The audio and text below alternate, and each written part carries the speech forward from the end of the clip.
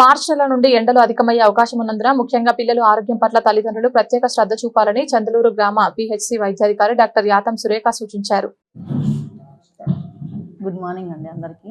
My self doctor Surekha, Chandralur పిహెచ్సిలో work చేస్తూ ఉన్నాను. ఈరోజు నేను సీజనల్ వ్యాధుల గురించి మాట్లాడదాం అనుకుంటున్నాను, ప్రజల్లో అవగాహన తెలపడానికి. మోస్ట్లీ ఇప్పుడు మనకి చలికాలం అయిపోయి సమ్మర్ స్టార్ట్ అవుతున్న సీజన్ కాబట్టి ఈ టైంలో మనం చాలా జాగ్రత్తగా ఉండాలి. ఎందుకంటే వాటర్ చేంజ్ అవుతుంటుంది. తర్వాత మస్కిటోస్ అనేవి కూడా బ్రీడ్ చేసే టైం కాబట్టి కొంచెం జాగ్రత్తగా ఉండాలి. సమ్మర్ వస్తుంది కాబట్టి మనం వాటర్ ఎక్కువ తీసుకుంటూ ఉండాలి. పిల్లలు బాగా హైడ్రేషన్గా ఉండాలి.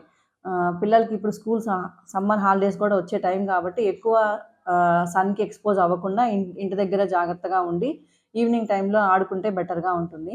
ఒకవేళ ఎవరైనా సన్ స్ట్రోక్కి గురవుతే వెంటనే పిహెచ్సికి వచ్చి ట్రీట్మెంట్ తీసుకోవాలి.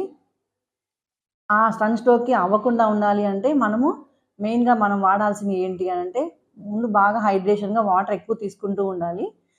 దాని తర్వాత నీడన ఎక్కువ ఉండాలి. ఒకవేళ బయటకు వెళ్ళాల్సిన పరిస్థితులే వస్తే గొడుగు కానీ ఇంకేదన్నా కవర్ చేసుకొని సన్ అనేది ఎక్స్పోజ్ అవ్వకుండా మనం వెళ్తూ ఉండాలి. ఇంకొకటి, ఈ టైంలో మనకి ఎక్కువగా ఫంక్షన్స్ అంటే లైక్ తిరునాళ్ళ జాతరలు జరుగుతూ ఉన్నాయి. సో దానివల్ల ఫుడ్ కంటామినేషన్స్ కూడా ఎక్కువ అవుతూ ఉండడం వల్ల మోషన్స్, వామిటింగ్స్ ఎక్కువ కంప్లైంట్స్ వస్తూ ఉంటారు. సో మోషన్స్, వామిటింగ్స్ ఎక్కువ అయినప్పుడు మనము తగ్గుతుంది అని అలాగే ఉండకుండా మనం వెంటనే డాక్టర్ దగ్గర సంప్రదించి నీరసంగా అవ్వకుండా మనం హైడ్రేషన్గా ఉండి దానికి తగ్గట్టు మందులు వాడుకుంటూ ఉండాలి. ముఖ్యంగా పిల్లలకు మోషన్స్, వామిటింగ్స్ అవుతున్నాయంటే నిర్లక్ష్యం చేయకూడదు. వెంటనే తీసుకొచ్చి వాళ్ళకి ట్రీట్మెంట్ ఇచ్చేయాలి. ఇంకా ఈ టైంలో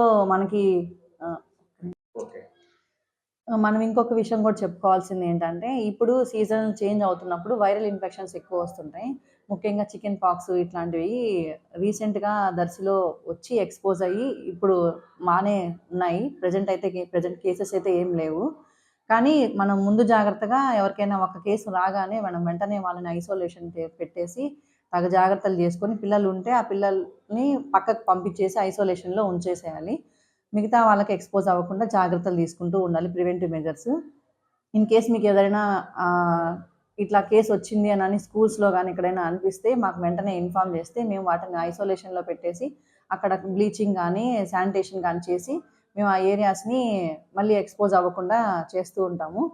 ఇంకోటి, మళ్ళీ సమ్మర్ వస్తుంది కాబట్టి మనకి మస్కిటోస్ అనేవి ఎక్కువ వస్తుంటాయి. మస్కిటోస్ వల్ల మనకి తెలిసిన ఫీవర్స్ చాలా ఉన్నాయి కదా, మలేరియా, డెంగ్యూ ఇవన్నీ. సో అవన్నీ రాకుండా మనం ఎలా ప్రివెంట్ చేసుకోవాలో మీకు అందరికీ తెలుసు, కానీ నేను ఇంకొకసారి చెప్తాను. ఇంట్లో ఉన్న చిన్న చిన్న తొట్లలో కానీ టైల్స్లో కానీ వాటర్ అనేవి నిల్వ ఉంచుకోకుండా ఉండాలి. కాలువల్లో కూడా వాటర్ ఎక్కువ నిల్వ ఉంచకుండా, ఒకవేళ ఇన్ కేస్ మీ సైడ్ కాలువల్లో వాటర్ నిల్వ ఉన్నాయి అంటే దాని మీద ఆయిల్ కానీ కిరోసిన్ కానీ ఇట్లా పోసుకుంటూ ఉంటే మనకి మస్కిటో బ్రీడ్స్ అనేవి జరగకుండా ఉంటాయి. ఇంట్లో మనకి దోమతెరలు ఇవన్నీ వాడుతూ ఉండాలి. మీకు ఏదైనా ఆరోగ్యం సరిగ్గా లేదు, ఏదైనా ఇబ్బందిగా ఉంది అని మీరు ఫీల్ అవుతున్నారంటే వెంటనే మీ దగ్గరలో ఉన్న హాస్పిటల్స్లో పిహెచ్సిస్ దగ్గరకు వచ్చి డాక్టర్స్ని సంప్రదించి డాక్టర్స్ని సలహా తీసుకొని మరి మీరు ట్రీట్మెంట్ తీసుకోవాలి. మీకు ఇక్కడ దాకా రాలేను అంటే మా ఆశా కార్యకర్తలు, ఏఎన్ఎంస్ మీకు అందుబాటులోనే ఉంటారు. వాళ్ళ ద్వారా మీరు సంప్రదించి తగిన జాగ్రత్తలు తీసుకుంటే బాగుంటుందని అనుకుంటున్నాను.